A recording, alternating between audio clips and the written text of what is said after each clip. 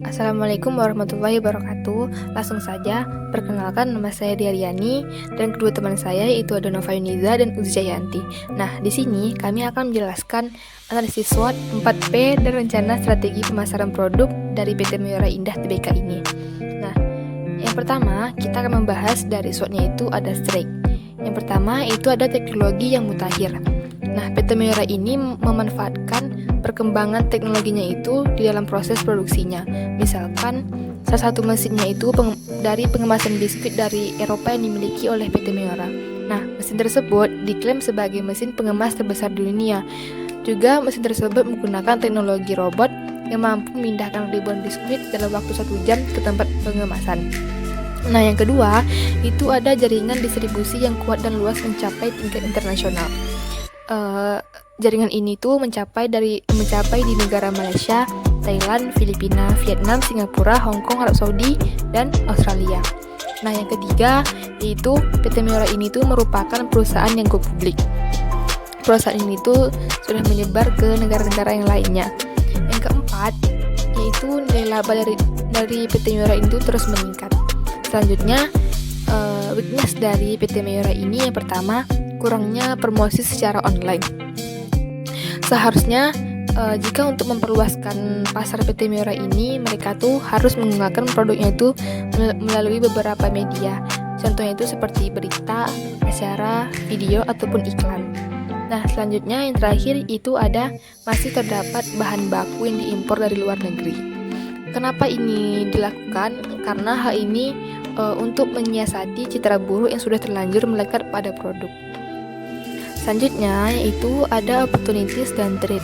Yang pertama, masih ada pasar domestik maupun internasional yang belum tergarap. Banyak negara-negara yang lain dari PT Mayora ini tuh belum mencapai ke negara sana, walaupun mereka itu sudah termasuk perusahaan yang go publik. Nah, yang kedua yaitu ada terciptanya inovasi-inovasi baru dengan teknologi yang canggih. Yang ketiga yaitu konsumtif.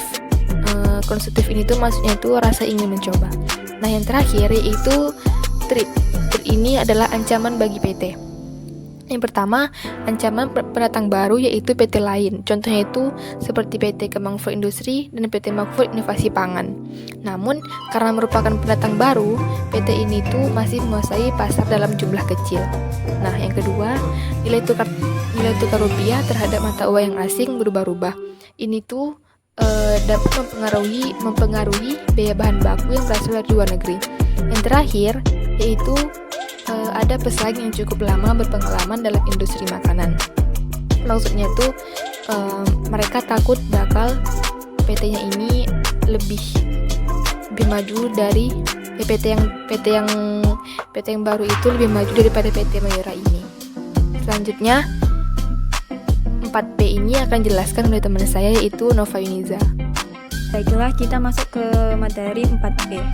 Apa itu 4P? 4P itu terdiri dari produk, yang kedua price, yang ketiga place, dan keempat promotion. Kita akan membahas dari mulai produk. Nah, untuk saat ini PT Mayora Indah memiliki 6 divisi dengan produk yang berbeda-beda, yaitu ada divisi biskuit, contohnya biskuit Roma dan Nisa dan lain-lain.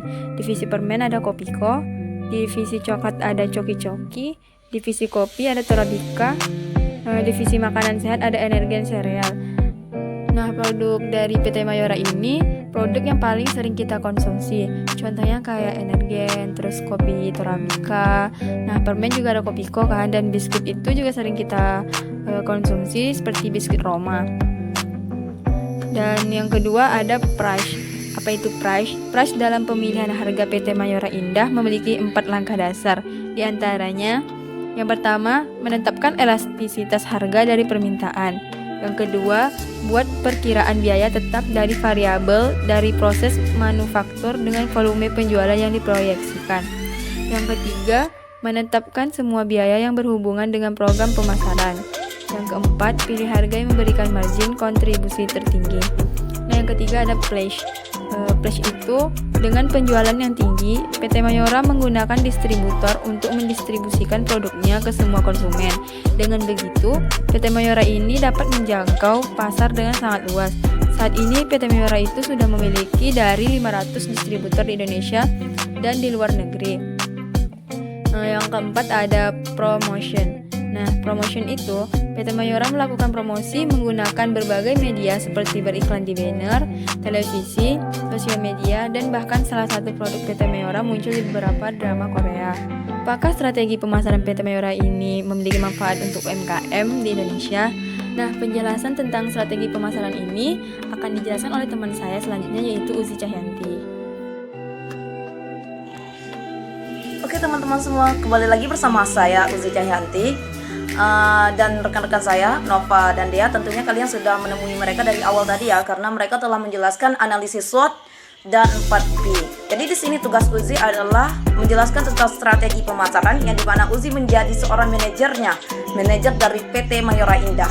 Sebelumnya PT Mayora Indah ini dibangun di Tangerang pertama kali, yaitu di tahun 1997. Jadi teman-teman semua, PT Mayora ini merupakan PT yang cukup lumayan besar ya, yang memproduksi makanan-makanan ringan. Contohnya Beng-Beng, Energen, Kopiko, dan Permenkes. Jadi sebelumnya Uzi minta maaf untuk teman-teman semua karena suaranya agak berisik, tetapi tidak menghalangkan Uzi untuk membagi ilmu ini kepada teman-teman semua. Jadi teman-teman, strategi yang akan Uzi lakukan ketika Uzi menjadi seorang manajer di PT ini, strategi 2023 ya, strategi 2023 ini Uzi akan melihat dari geografisnya. Pasti Uzi akan bidik tempat gitu. Karena suatu perusahaan kalau kita tidak memiliki tempat yang strategis, yang mantap, yang dimana konsumen tidak membutuhkan kita di situ, maka tidak bisa, nggak akan pernah jadi itu perusahaan kita. Tetapi kita harus melihat di mana kita mencari tempat yang strategis, yang dimana tempat tersebut konsumen membutuhkan produk kita. Sekarang nih PT kami telah sampai di Asia Tenggara. Di Asia Tenggara seperti Malaysia, Philippines, Thailand, Vietnam, dan lainnya. Dan bahkan di negara lain yang negara-negara terkenal, yaitu Australia, Arab Saudi, Italia, Afrika, Amerika, dan Italia itu sudah mengenal produk kami gitu. Jadi kurang apa lagi ya? Ya kurang, karena belum go internasional gitu. Jadi di sini target Uzi, strategi pemasaran Uzi adalah go internasional tentunya. Yang kedua itu adalah Uzi akan memenuhi kebutuhan konsumen. Ya, kan zaman sekarang nih orang kalau sarapan pagi itu kan susah. Maksudnya ribet buatnya.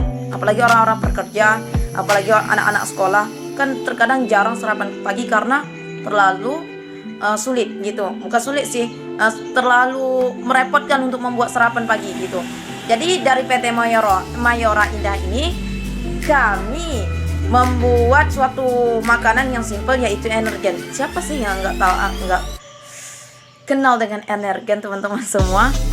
Jadi apa sih strateginya? Ya strateginya bagaimana Energen ini bisa terkenal di negara ini maupun di luar negeri. Ya tentunya bagaimana supaya konsumen itu tidak bosan dengan produk Energen ini. Karena itu kami sebagai wirausaha, kami akan berkreatif, berinovasi terus, yaitu dengan berinovasi varian rasa, sehingga konsumen merasa Energen ini, oh sudah ada varian baru loh gitu. Jadi konsumen tidak kabur, nggak bosan tentang produk kita gitu. Yang ketiga itu tentunya promotion. Cukup itu saja. Pokoknya dari dua tadi, yang paling utama itu promotion. Ketika promotionnya bagus, maka sampai go internasional pun kita bisa. Tetapi kalau promotionnya tidak bagus, di sini aja susah gitu. Jadi utama dari semuanya itu adalah promotionnya. Dari dua yang telah saya jelaskan tadi itu, promotion yang paling utama. Karena itu kita ketika membuat caption tentang produk kita, sesuailah dengan produk kita. Jangan nanti kita buat asal-asalan, tidak sesuai dengan produk kita, terus konsumen merasakan, sehingga apa? Sehingga tetap juga nanti permintaan kita turun, tidak sesuai dengan apa yang telah diiklankan, kan seperti itu. Jadi kita promotion kita tuh harus sesuai dengan apa yang ditampilkan, apa yang diinikan. Pokoknya promotion itu sesuai dengan produk kita. Seperti itu teman-teman. Bukan hanya ini saja yang dapat saya sampaikan. Lebih dan kurang Uzi mohon maaf, karena yang benarnya itu memang jarang terdapat pada diri kami sendiri. Karena itu teman-teman, kami masih dalam tahap pembelajaran. Jika ada pertanyaan atau yang kurang dipahami, silakan komentar di bawah sini. Begitu kan, bye bye.